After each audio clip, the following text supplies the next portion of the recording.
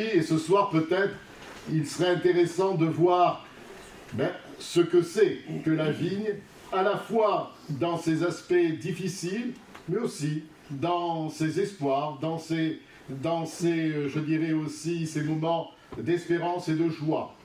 Nous sommes dans une région très viticole qui a ses joies, ses peines, ses difficultés.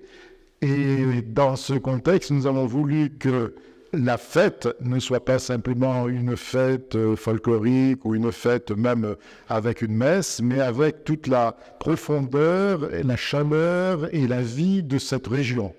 Donc, nous avons demandé à des viticulteurs de témoigner de ce qu'ils sont, de ce qu'ils vivent et de leurs espérances.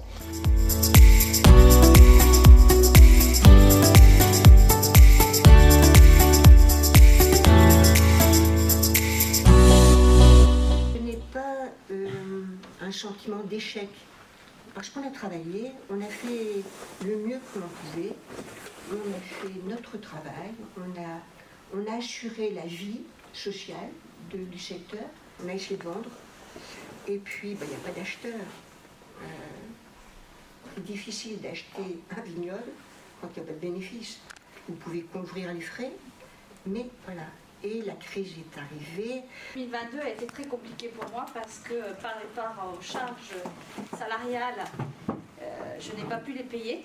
On vend, mais concrètement à l'heure actuelle, ni l'un ni l'autre n'est possible, entre guillemets, ou à moins de donner la propriété. Et encore, je ne suis pas sûr que quelqu'un en veuille.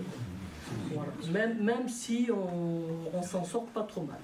Nous avons eu donc des viticulteurs qui vont prendre leur retraite avec beaucoup de peine, parce que personne ne reprend la propriété.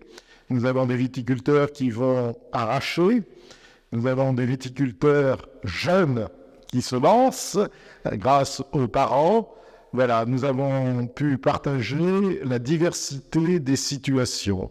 Situations douloureuses, situations de souffrance, mais aussi situations d'espérance pour l'avenir avec les syndicats viticoles ou avec la MSA, avec divers organismes.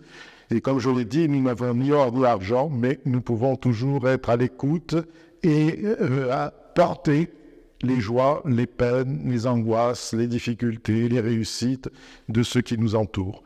En tant que disciples du Christ, nous ne sommes pas étrangers à la nature humaine et à la vie humaine de notre région. Donc, je vous propose qu'on prenne un petit quart d'heure ou 10 minutes pour échanger à partir de ce qu'on vient d'entendre.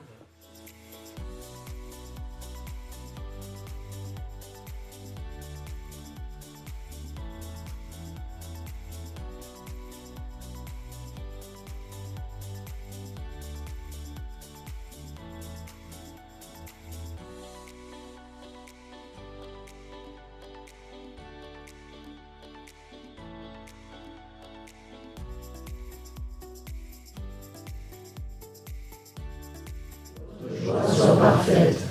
Mon commandement le voici. Aimez-vous les uns les autres, comme je vous ai aimé. Il n'y a pas de grand amour, de plus sa vie pour ceux qu'on aime.